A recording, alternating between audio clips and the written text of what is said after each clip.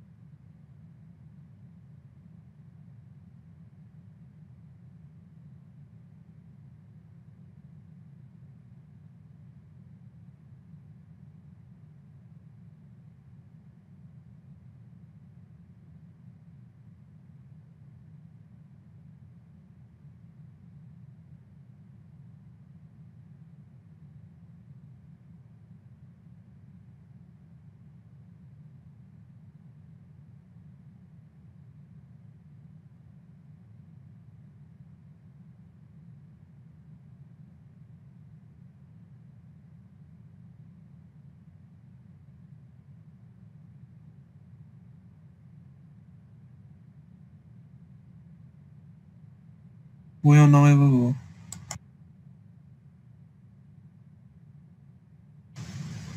Très bien, on peut commencer alors.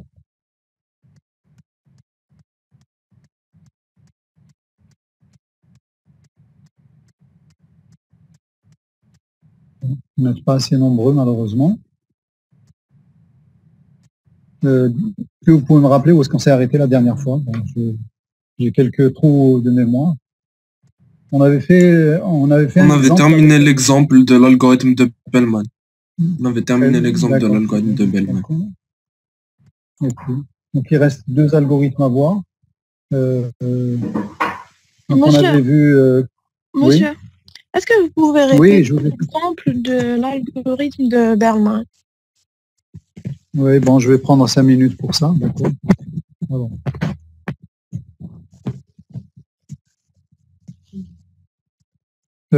Donc, si vous vous souvenez d'abord, enfin, le principe de l'algorithme de Bellman, c'est que, enfin, d'abord, il s'applique sur les graphes sans circuit, avec des poids positifs seulement. Donc, voilà les restrictions qu'on doit avoir, les conditions qu'on doit avoir sur le graphe pour pouvoir appliquer l'algorithme de Bellman.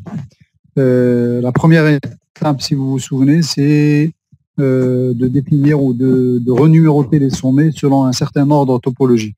Pour le faire, il faut partitionner les sommets en niveaux. Donc c'est ce qu'on a fait en quelque sorte dans les premières étapes. Donc si vous vous rappelez, donc on avait pris ce graphe-là. Donc si on doit le partitionner en niveaux, on avait dit que on commence par les sommets qui n'ont pas de prédécesseurs, donc les sommets qu'on appelait les sommets sources. Donc ici, pour cet exemple, il y a X1 et X6, donc qui n'ont pas de prédécesseurs, donc on les met dans N0. Donc on va dire que c'est des sommets de niveau 0. On enlève après ces sommets-là, c'est-à-dire on enlève X1 et X6 et on va voir quels sont les sommets qui vont être encore les nouveaux sommets sources. Donc quand on enlève X1 et X6, c'est X3 qui deviendra la source. Donc il va être le sommet le sommet de niveau 1. Quand on enlève le X3, bien sûr en ayant déjà enlevé X1 et X6, donc X3, X1 et X6, on les a enlevés. Le sommet qui va devenir sommet source, c'est X2. donc c'est lui qui va être au niveau 2. Quand on enlève le sommet 2, on aura x4 et x5 qui vont être au niveau 3, et ainsi de suite. Donc quand on enlève x4 et x5, on aura x7, et quand on enlève x7, on aura x8. Donc voilà un peu la répartition au niveau. À partir de là, on va numéroter les sommets, donc en respectant l'apparition dans les niveaux. Donc on va numéroter le sommet 1, x1 par 1, x6 par 2, x3 par 3, x2 par 4, et ainsi de suite. Donc c'est ce qu'on a réalisé ici. Donc on a numéroté 0, c'est pas grave, 1 ou 0. Donc 0, 1, 2, 3, 4, 5, 6, 7. Donc en respectant l'appartenance au niveau. Et à partir de là, on applique donc l'algorithme de Bellman qui est basé sur cette équation. Donc on commence par initialiser le sommet de départ avec un pi de x égale à 0. Tous les autres, on les initialise à 0, pas plus l'infini, pardon. Ensuite, pour tous les sommets, donc on a commencé par x, pour i égale 0, on a initialisé à 0. Donc pour i allant de 1, j'avais dit à n-1, bon, j'ai toujours l'erreur.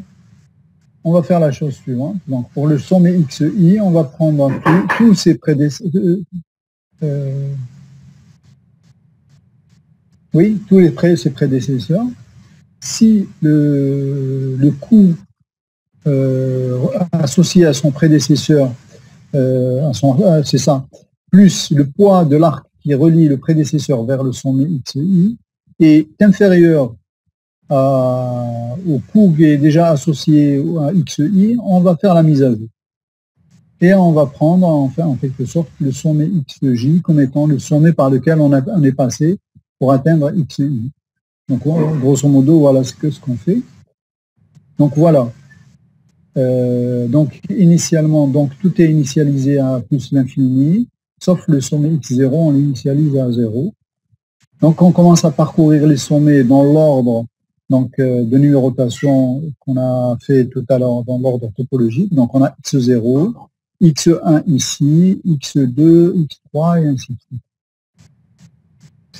Donc, quand on va passer à l'étape suivante, donc voilà, c'est celui-là qui va être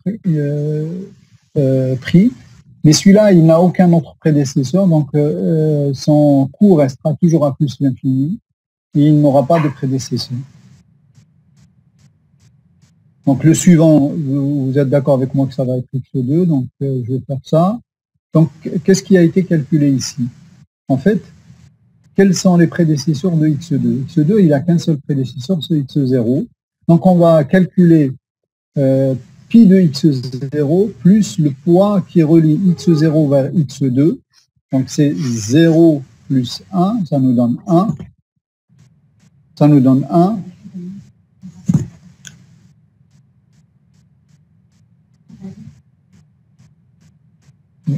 Et on va dire ici que le prédécesseur qui m'a permis d'atteindre x2, c'est x0.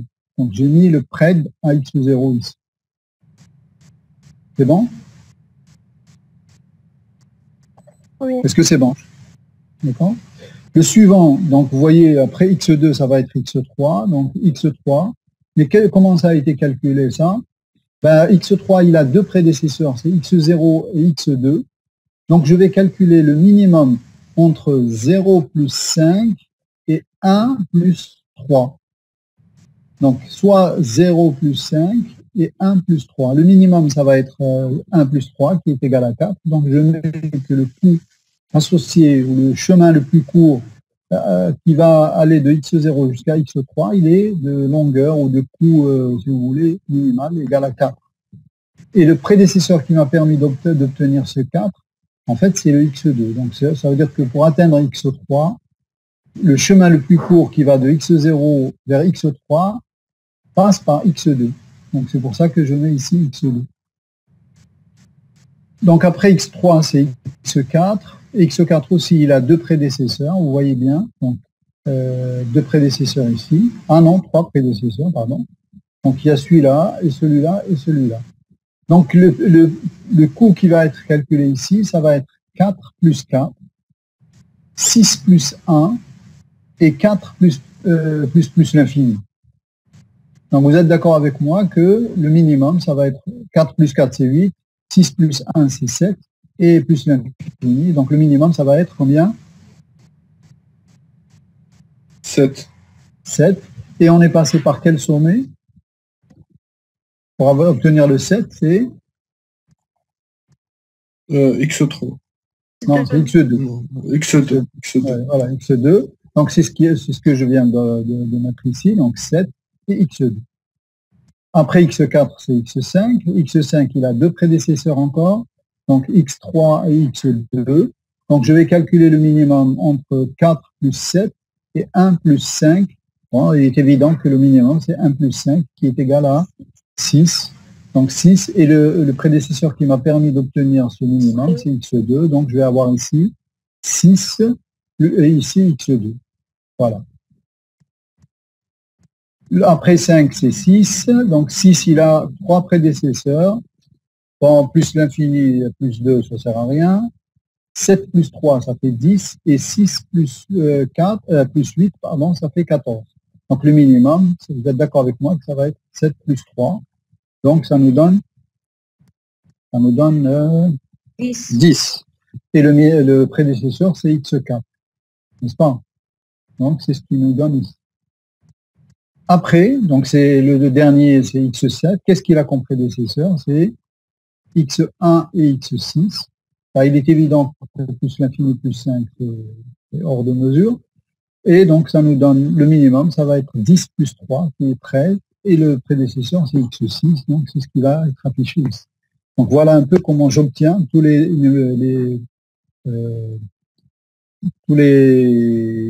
chemins de coût minimal allant de x0 vers tous les autres sommets.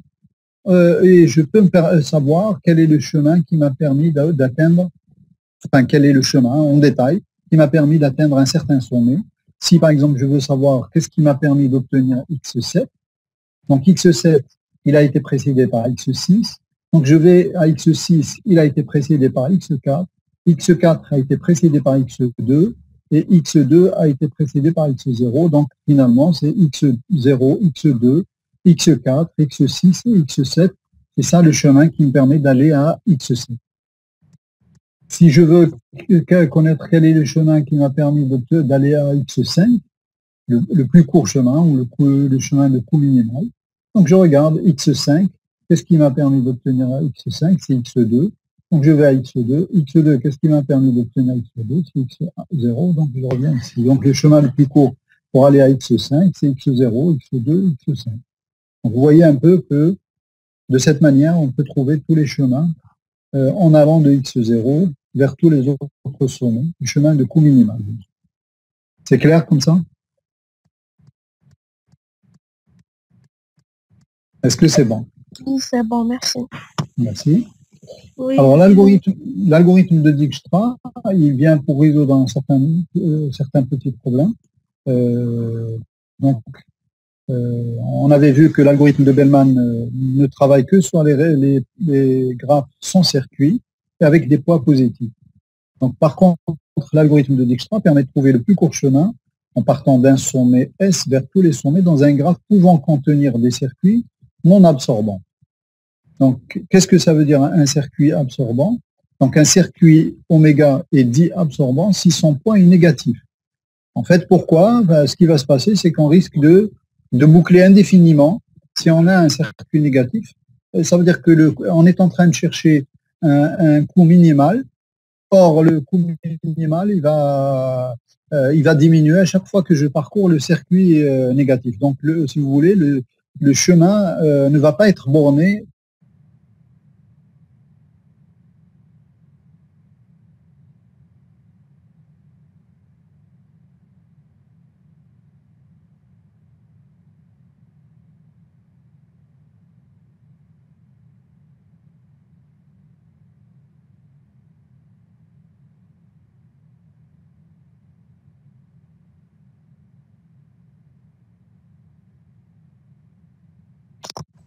Monsieur, il n'y a plus de son.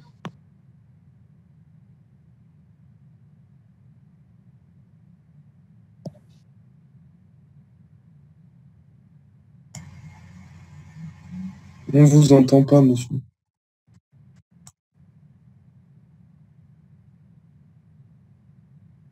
Du chemin allant X. Monsieur, il y a une coupure de son. Vous m'entendez pas? Maintenant, oui, tout à l'heure.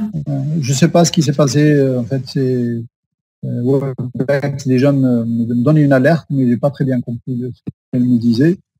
Bon, là, c'est bon. OK. D'accord. Donc, est-ce que vous comprenez un peu ce que j'étais en train de dire là concernant Est-ce que vous pouvez répéter à partir de l'absorption? Donc, j'ai donné un exemple. Si je veux aller de X à Y, et qu'entre X et Y, il y a tout un chemin, mais sur le chemin, il y a un circuit. Imaginez que ce circuit soit de coût négatif. Moi, je cherche le chemin de coût minimal. Donc, ça veut dire que je veux celui qui diminue le maximum. C'est ça, en fait. C'est le plus petit. Or, s'il y a un circuit de coût négatif, ça veut dire que si je parcours ce circuit, par exemple, j'ai pris un exemple, si ce circuit il est de coût total égal à moins 5, si je le parcours une fois, donc je diminue le coût total du chemin de moins 5. Si je le parcours deux fois, je vais diminuer le coût total du chemin par moins 10. Si je le parcours trois fois, je diminue de moins 15 et ainsi de suite.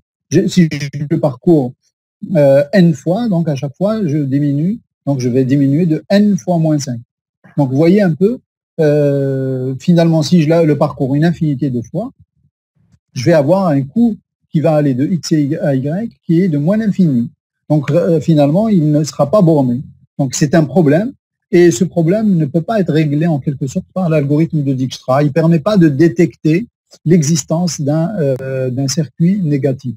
Donc, il risque de boucler infiniment. Ou même s'il ne boucle pas, en tout cas, le résultat risque d'être erroné en quelque sorte. Donc si le graphe ne contient pas de circuit absorbant, alors l'algorithme de Dijkstra convient, même si le graphe contient des circuits, même si le graphe contient des coûts qui sont négatifs. L'essentiel, c'est que s'il y a un circuit, il ne faut pas que le coût total soit négatif. C'est clair? Oui, c'est clair, monsieur. Alors, le principe de l'algorithme, c'est de calculer le chemin de poids minimal en partant d'un sommet S, en prolongeant le chemin à chaque itération. À chaque étape, pour un sommet donné, X, on ajuste la valeur de tous ses successeurs. D'accord? On va voir comment on ajuste exactement. Donc, l'algorithme, il commence un peu de la même façon. Donc, il initialise le sommet de départ, que je vais appeler ici X0, bon, on aurait pu l'appeler S, pi de X0 est égal à 0, et tous les autres à plus l'infini. Et après, on met dans S, on met tous les sommets X, tous les sommets du graphe, d'accord? Donc, au début, c'est comme ça. Alors, tant que S est différent de l'ensemble vide, faire choisir un sommet X appartenant à S tel que pi de X est égal à un minimum de tous les sommets pi de Y pour tous les Y appartenant à S. Donc, ça veut dire quoi? Ça veut dire que je choisirai, au début, il y a un seul qui est à 0 et tous les autres sont à plus l'infini. Donc, forcément, je choisirai X0. C'est clair? À partir de là, je retire X de S. Donc maintenant, X ne comporte plus X0 pour le début. Et après, là, vous voyez, cette fois-ci, c'est pi gamma plus, c'est-à-dire les successeurs. Pour tous les successeurs de X, donc pour tous les Y successeurs de X, je vais faire la chose suivante. Si pi de Y est supérieur à pi de X plus P de XY, alors je fais la mise à jour. C'est-à-dire qu'en fait, si en passant par X cette fois-ci, vous voyez, je suis dans X. Si en passant par X, je peux atteindre un autre successeur par un chemin plus court en passant par X, donc je vais faire la mise à jour de pi de Y, d'accord, par rapport à ce successeur. Et là, cette fois-ci, pi de Y est égal à X. Vous voyez que cette fois-ci, je travaille en avançant, alors que dans l'algorithme de Bellman, j'avance, mais en fait, je regarde en arrière. Je regarde les prédécesseurs. Ici, j'avance en regardant, en essayant de faire les mises à jour pour les successeurs. Donc, peut-être que comme ça, algorithmiquement, ça peut sembler un peu abstrait. On va prendre un exemple, vous allez mieux comprendre. Voilà, c'est le même exemple. Donc, initialement, donc on va prendre pi de x0, c'est 0, et tous les autres, c'est plus l'infini. D'accord? Donc, je souligne celui que je vais choisir à la première itération, enfin à la prochaine itération, c'est ce que vous voulez. Donc, ça, c'est l'initialisation. Donc, si j'ai souligné celui-là, c'est parce que c'est le minimum. Donc, c'est celui-là qui va être choisi. Donc, ça veut dire que je vais choisir x0. Donc, puisque j'ai choisi x0, qu'est-ce que je vais faire? Quels sont les successeurs de x0? C'est x3 et x2. Donc, je vais dire que je vais faire la mise à jour de pi de x3 et de pi de x2. Donc, pi de x3, initialement, c'est plus l'infini, n'est-ce pas? Et pi de x2 aussi a plus l'infini. Donc, je vais voir est-ce que le pi de x3 est inférieur, pi de x3 est inférieur ou supérieur à pi de x0 plus 5, c'est-à-dire 0 plus 5. Donc, pi de x3, ça va être plus l'infini, le minimum entre plus l'infini et 0 plus 5. Ça va me donner combien? 5. N'est-ce pas? Ici, c'est je dois calculer, enfin choisir le minimum entre plus l'infini et 0 plus 1. Donc, le minimum, ça va être plus 1. Donc, vous voyez la prochaine ligne. Donc, quand j'ai choisi x0, donc ça m'a permis de mettre à jour pi de x2 pardon, et pi de x3. Donc, ça nous a donné 1 et 5. Et j'ai éliminé x0 de S. Donc, vous voyez, maintenant, j'ai que cela. Bon, pi de x0, il reste toujours à 0, mais j'ai enlevé x0 de S. Donc, vous voyez que j'ai mis un point ici. Donc, voilà comment c'est clair comme ça? Donc, à la prochaine itération, je dois choisir le minimum des éléments qui sont dans S, qui sont ici. Donc, le minimum, c'est 1. Donc, vous voyez que je l'ai souligné. Donc, c'est X correspond à pi et x2. Donc, ça veut dire que j'ai choisi ce sommet-là. Et donc, je vais faire la mise à jour par rapport à tous ces successeurs. Alors, ces successeurs sont x3, x4 et x5. Donc, ça va être 1. Je vais vérifier le minimum entre pi de x3 et 1 plus 3. Tout à l'heure, pi de x3 était à combien? Là, il est à 5. 5. D'accord. Donc, alors, pi de x1 est égal à 1. Donc, je vais voir maintenant 1 plus 3 par rapport à 5. Qu'est-ce qui est plus petit? C'est 1 plus 3, donc c'est 4, n'est-ce pas? La même chose ici, bon, ça va être 1 plus 6, donc ça nous donnera 7. Ici, 1 plus 5, ça nous donnera 6. Donc, ça veut dire que je vais mettre à jour ça, et ça, et ça. Donc, je vais mettre ici 4 au lieu de 5. Ici, ça va être 7 au lieu de plus l'infini. Et ici, ça va être 6 au lieu de plus l'infini. Donc, voilà la prochaine mise à jour. Donc, 4, 7, 6. Et j'ai enlevé ce sommet de S. Donc, maintenant, je dois choisir encore le minimum des éléments qui sont dans S. Donc, vous voyez que le minimum, c'est 4 et qui correspond à x3. Donc, je vais voir x3 tout en sachant qu'ici, j'ai un 4. Donc, quels sont les successeurs de x3? Vous voyez, il y a x4 et x5. x4, alors je vais essayer de voir à ce que je dois faire la mise à jour par rapport à x4. Alors, c'était déjà 7, il ne faut pas oublier. 7, donc x3, le pi de x3 c'est 4. 4 plus 4, ça fait 8. Est-ce que 8 est plus petit que 7? Oui. 8 n'est pas plus petit que 7, donc ça veut dire que je ne fais pas la mise à jour. Donc le 7, il va rester. D'accord? 4 plus 4, ça me donne 8, n'est pas inférieur à 7, donc je ne fais pas la mise à jour. La même chose ici, 4 plus 7, ça me donne 11. x5, il était à 6, donc je ne fais pas de mise à jour. Donc vous voyez que quand je suis passé par x3, j'ai choisi x3, mais ça ne m'a pas donné de mise à jour pour x4 et x5. Donc, je vais passer à la prochaine itération. Vous remarquez que j'enlève x3, mais ceux-là n'ont pas été mis à jour. Maintenant, la prochaine itération, je choisirai x5 parce que son pi est le plus petit. Donc, x5, qu'est-ce qu'il a comme successeur? Il a x6. Donc, je vais calculer pi de x5 plus 8, ça me donne, c'est 6 plus 8, ça me donne 14. Donc, par rapport à x6, c'était à plus l'infini, donc je vais mettre ici un 14. Et c'est le seul successeur, donc je vais avoir ça. Donc 7 et 14. D'accord? Et j'enlève x5 de mon ensemble S. Voilà. Donc je choisis encore le minimum. Cette fois-ci, le minimum, c'est 7, qui correspond à x4. Donc x4, il est là.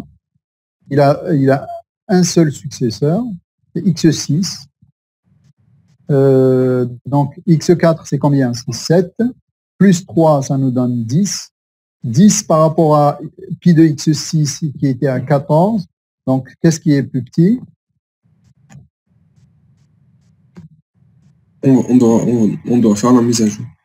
Donc, de combien? À 10. Donc, voilà. 10. Donc, tout à fait. Donc, voilà, on a fait la mise à jour. Donc, on enlève le 7. Et donc, maintenant, il nous reste plus l'infini et plus l'infini de ce côté et 10 de ce côté-là. Donc, le minimum, c'est 10. Donc, je choisis le sommet, donc x6. x6 avec un pi égal à 6, à 10. Donc, quels sont les successeurs de x6? Il n'y a que x7. x7, donc, je fais la mise à jour, donc je regarde. Donc, son pi était à plus l'infini. Donc, c'est plus grand que 10 plus 3, qui est 13. D'accord? Donc, je vais obtenir 13 ici. Et donc, à la prochaine itération, je choisirai x7 éventuellement. Oui, je choisis x7. Est-ce qu'il y a quelque chose à mettre à jour? Il n'a pas de successeur, donc il n'y a rien à mettre à jour. Et c'est fini. Donc, la prochaine fois, je choisirai. Il ne me reste que x1 dans S. Donc, je le prends, même si c'est plus l'infini. x1 n'a pas de... Il a des successeurs, mais il ne fera aucune mise à jour parce que il a déjà un pi qui est à plus l'infini plus 4, ça ne peut pas faire de mise à jour, plus l'infini plus 2, plus l'infini plus 5. Il a 3 successeurs, mais ça n'engendre aucune mise à jour. Donc, j'arrête ici. Donc, voilà, j'ai obtenu donc, les coûts. C'est les dernières valeurs que j'ai mis ici pour chacun de... et vous constatez que là où j'ai mis la mise à jour, ici, il y a le pi. Donc, par exemple, x2, je l'ai obtenu grâce à x0. x3, la dernière valeur, elle a été obtenue grâce à x2. x4, la dernière valeur qui a été obtenue grâce à x5 et ainsi de suite. Et x6, c'est grâce à x4. Et x7, c'est grâce à x6. Voilà un peu comment...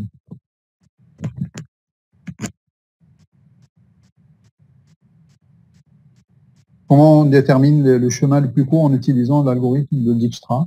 C'est un algorithme qui est relativement, on va dire que c'est le plus utilisé, parce que c'est quand même un algorithme assez efficace en termes de complexité. Il est polynomial, enfin il est en haut de n2, donc n c'est le nombre de sommets.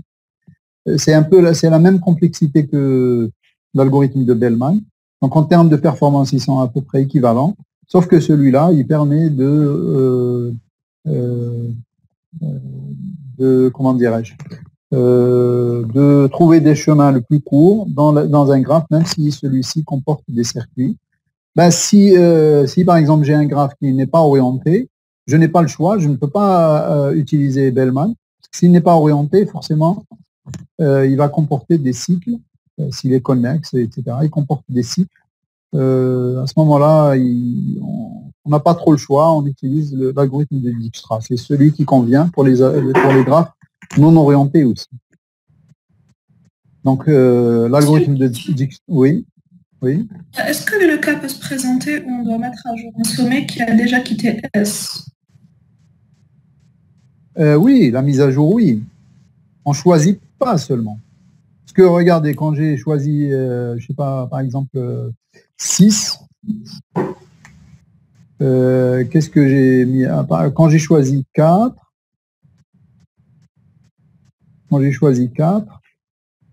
qu'est-ce qui a été mis à jour?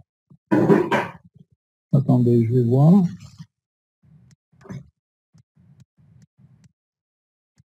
Qui a quitté S.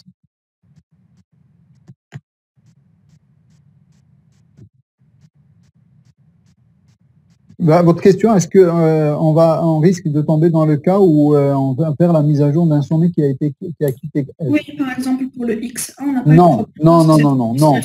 non, la situation ne se présentera jamais parce que vous remarquez que les coûts qu'on va avoir, ils sont croissants. Donc s'il a quitté S, ça veut dire que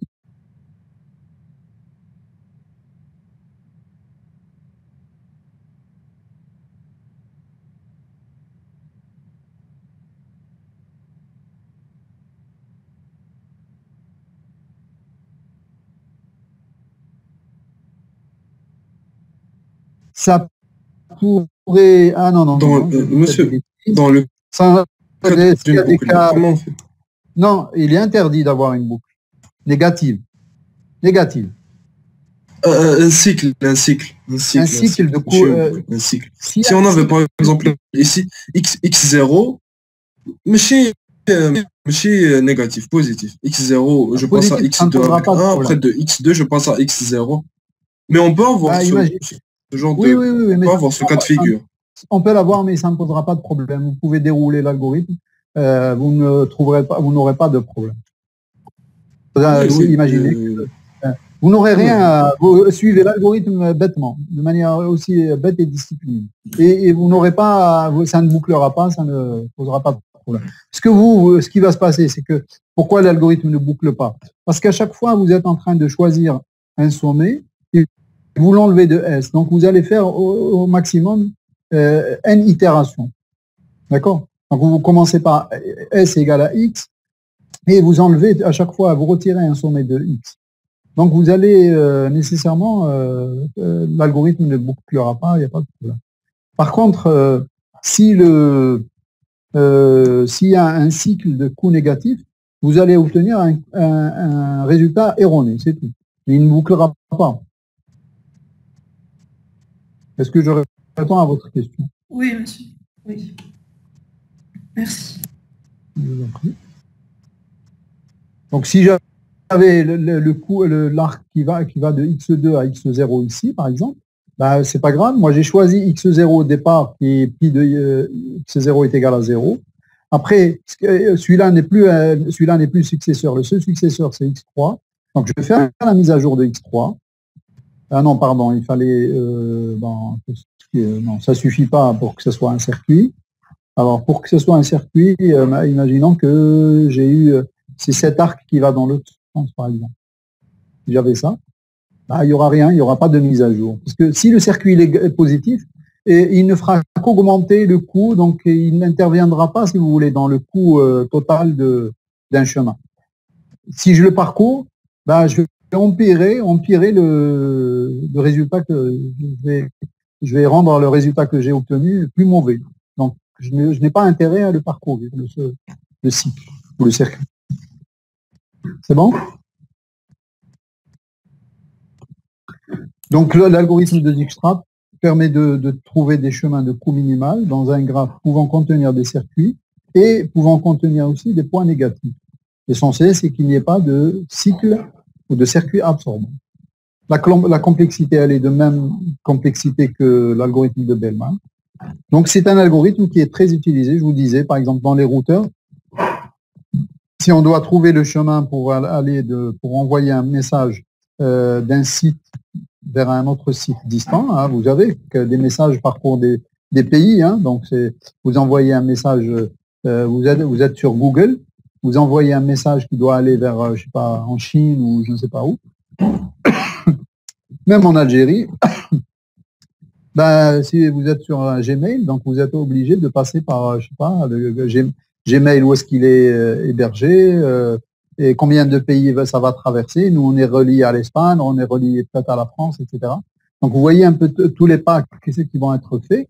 Il n'est pas question de faire des pas inutiles, donc il va falloir essayer de trouver le chemin le plus court pour transmettre le message.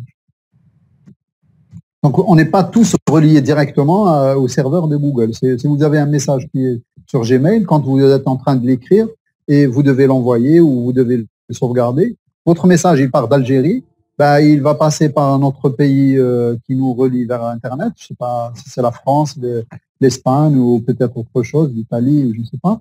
Donc, il va choisir un des chemins.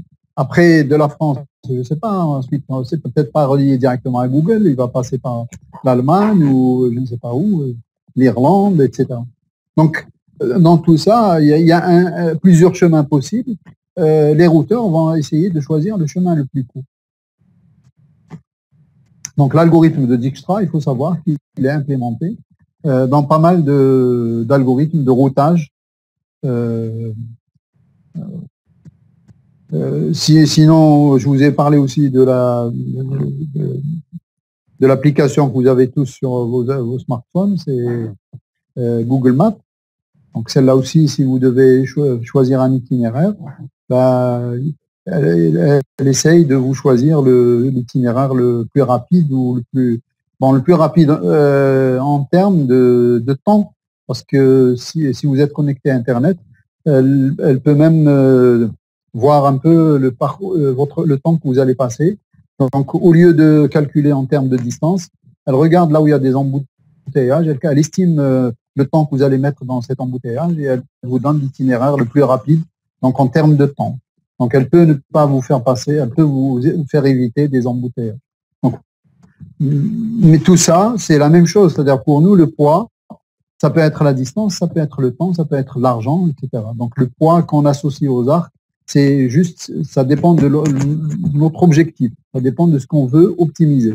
Si on veut optimiser de l'argent, on essaye de voir le coût de transport. Si on veut optimiser le temps, on va regarder les délais de transport. Si on veut optimiser le trajet, donc on regarde la distance. Donc voilà. Le dernier algorithme qu'on va voir, mais celui-là je ne vais pas dérouler, mais je vais juste faire un petit passage dessus, mais on va le voir en TD. Donc, c'est l'algorithme de Bellman-Ford. C'est un algorithme un peu plus complexe par rapport aux deux premiers. Les deux premiers, d'abord, ils sont beaucoup plus simples à comprendre sur le plan pédagogique. Ils sont beaucoup plus simples à implémenter et ils sont plus efficaces en termes de calcul. C'est-à-dire, on a vu que leur complexité, c'est en O de N2. Ça veut dire c'est le carré de la taille de notre... En fait, quand on écrit ça, ça veut dire que c'est le temps maximum. C'est-à-dire, au pire des cas, on va faire un temps qui va être le carré de la taille du problème, c'est-à-dire le nombre de sommes. L'algorithme de Bellman, il est plutôt en O de N3, c'est-à-dire N puissance 3. Donc, il est un peu moins performant, mais il a l'avantage de détecter les cycles ou les circuits absorbants. Donc, l'algorithme de Bellman permet de trouver le plus court chemin partant d'un sommet S égal à x0 dans un graphe, même si celui-ci comporte des circuits et détecte la présence des circuits absorbants. Donc, c'est ça l'avantage de cet algorithme. Donc, à chaque sommet X, on veut associer un chemin de poids optimal joignant la source S appartenant à X à X. L'algorithme consiste à calculer dkx correspondant au plus court chemin entre S et X comportant au plus k arc. Donc en fait, dx de 0, c'est quoi en fait? C'est pour aller de X, pour aller de S à X en passant par 0 arc. Vous êtes d'accord avec moi, pour le sommet S, ça va être 0. Et pour tous les autres, je ne peux pas aller vers un autre sommet avec 0 arc, donc c'est plus l'infini. À partir de là, je vais essayer de calculer dxk, donc de manière itérative, dxk, qui est égal au minimum entre dxk moins 1 et le minimum entre le minimum encore, entre D, Y, K-1 plus P de YX pour tous les sommets Y appartenant à gamma plus, non, gamma moins. Gamma moins ici. Hein. Voilà. Gamma moins.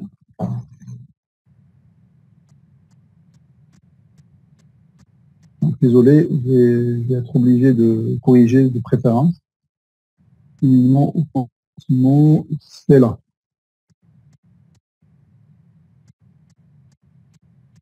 Qu'est-ce qui s'est passé? Bon, il n'est pas parti vers les cheminements optimaux.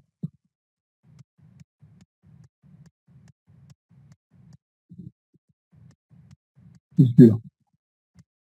Voilà. Je me suis trompé. En principe, c'est vers la fin.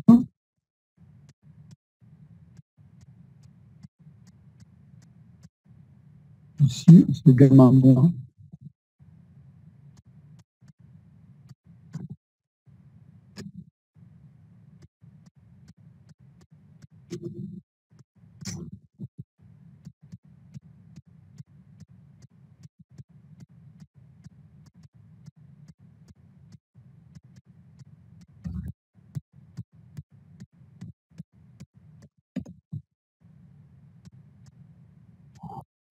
Voilà. Donc voilà l'algorithme un peu. Bon, je vais peut-être pas vous le lire en détail. Et malheureusement, je ne pourrais pas le.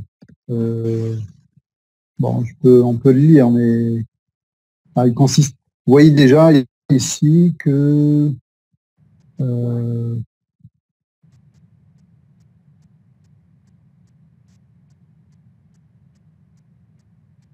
pour k allant de 1 à n, donc ds0 égale à 0, dx0 est égal à plus l'infini, donc c'est ce que j'avais écrit tout à l'heure.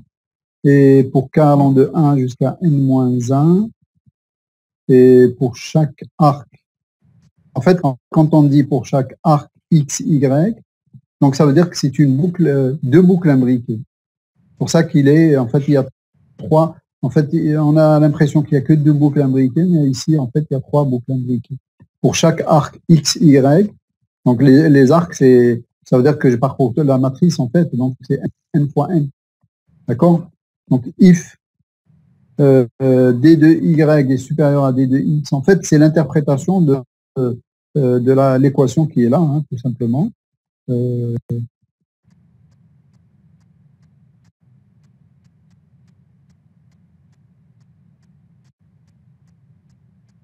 Donc, si c'est supérieur, donc on fait la mise à jour, c'est pareil, et on va faire opt de y égale à x, etc.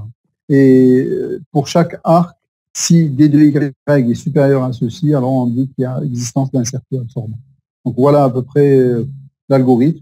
Bon, on peut facilement l'implémenter, enfin, on n'a pas besoin de trop comprendre comment il fonctionne. Mais en fait, pourquoi je n'insiste pas trop là-dessus, c'est qu'on va le dérouler dans le TD, donc pour ne pas perdre beaucoup de temps en cours. Donc voilà un peu ce que j'avais à dire pour ce qui est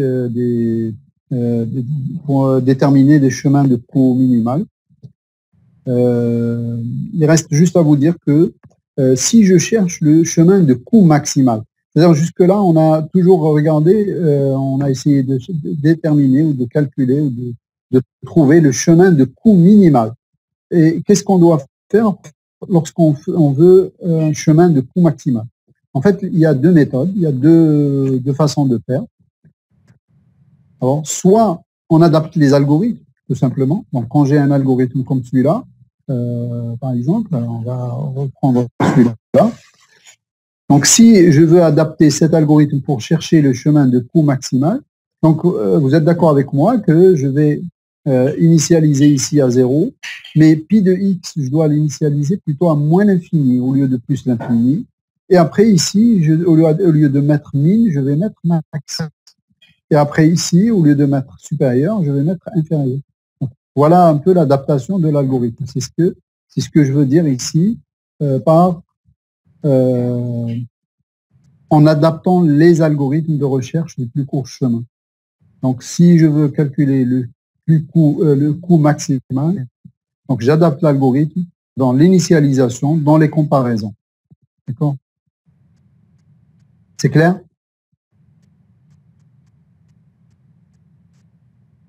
Oui, monsieur. S'il vous plaît, j'ai une question. Est-ce que les algorithmes de Bellman et de Dijkstra sont les algorithmes les plus efficaces pour la recherche de chemin? Bah oui, c'est ce que je viens de vous dire. Voilà, celui-là, il est en O de n puissance 3. Ça veut dire que le temps d'exécution, il est proportionnel à un polynôme de puissance 3. De troisième degré. Oui, mais dans la théorie, est-ce qu'il n'y a pas d'algorithme plus efficace que cela de Dijkstra? Non, en fait, je vous dis que Dijkstra, c'est le plus utilisé.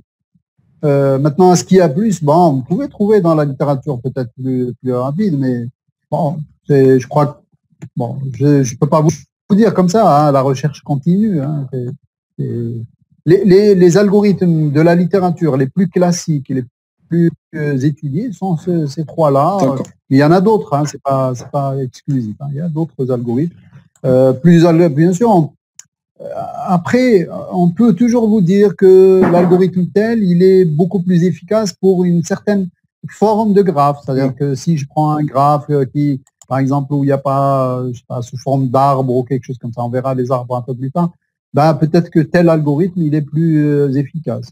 D'accord? Mais de manière générale, c'est-à-dire de manière générale, les algorithmes les plus utilisés, c'est plutôt Dijkstra et éventuellement Bellman quand on est sûr qu'il n'y a pas de cercle.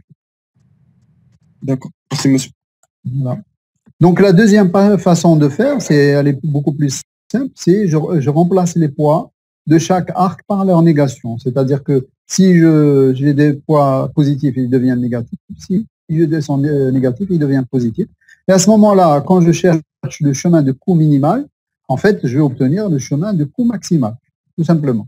Donc, si j'inverse le signe des poids, donc l'algorithme, je le laisse tel quel, c'est-à-dire l'algorithme de recherche de chemin de coût minimal. Mais en fait, puisque j'ai inversé le coût, j'ai inversé le poids, donc en fait, je vais obtenir le chemin ou le coût du chemin maximal.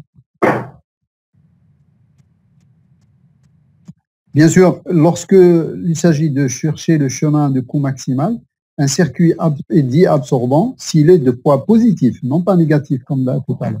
Parce que si je cherche le chemin de coût maximal, bien si j'ai un circuit de coût positif, bah, ça veut dire que plus je le parcours et plus j'augmente le coût, si vous voulez.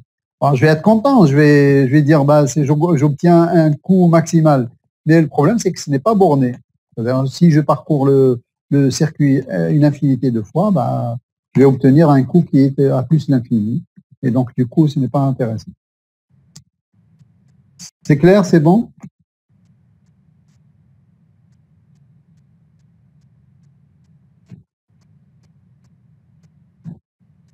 Est-ce que c'est clair? Est-ce qu'il n'y a pas de questions sur ce chapitre? Ce chapitre, j'arrête là. Oui? Pour la deuxième manière, quand on remplace le poids par la négation, on ne change rien? On ne change rien dans l'algorithme. On ne change rien. On prend rien. Tout reste comme il est. Que le poids des arcs. Que le poids des arcs. Donc, que le poids des arcs et le chemin que j'aurais trouvé comme étant le chemin de poids négatif, enfin de coût minimal, en fait, c'est le chemin de coût maximal. C'est bon? C'est bon, monsieur. Très bien. Donc voilà pour ce qui est de ce chapitre. Bon, le chapitre suivant, en fait, c'est une application déjà par rapport à ce chapitre-là. Donc, c'est le chapitre concernant l'ordonnancement. Donc, c'est quelque chose qu'en principe, vous allez voir aussi en master, mais d'une autre manière, dans un module qui s'appelle gestion des projets. Donc, le problème d'ordonnancement. Donc, c'est les problèmes d'ordonnancement. Donc, c'est quoi en fait un problème d'ordonnancement? J'ai un projet qui est constitué d'un ensemble de tâches, d'accord? Et ces tâches, elles sont liées entre elles par une succession par des contraintes de succession, par des contraintes qu'on appelle des contraintes aussi de précédence. Vous, par exemple, vous êtes en L3, vous avez un projet. Ben, c'est un projet. Mais quand je construis un bâtiment, c'est un projet. Quand je fais une autoroute, c'est un projet. Donc, vous avez un projet. Ben, votre projet, normalement, il est constitué d'un ensemble de tâches. Bon, ces tâches-là, elles peuvent être énumérées. Bon, d'abord, on va voir quelles sont les caractéristiques d'une tâche. Mais après, quel est le lien entre les différentes tâches? Donc, si on peut énumérer quelques tâches de votre projet, ben, vous avez études bibliographiques, vous avez rédaction du mémoire, vous avez une implémentation. Donc ça, on peut les considérer comme étant des tâches. Maintenant, ces tâches-là, vous pouvez les répartir entre vous, c'est-à-dire vous êtes deux étudiants, vous êtes sur le même projet. Certaines tâches, vous les répartissez, ou certaines tâches, vous dites non, celle-là, c'est moi qui l'a fait, etc. Donc, vous pouvez répartir ces tâches. Mais il y a certaines tâches, vous ne pouvez pas les faire si vous n'avez pas déjà fait d'autres tâches. C'est-à-dire, vous ne pouvez pas commencer à rédiger si vous n'avez pas fait une étude bibliographique.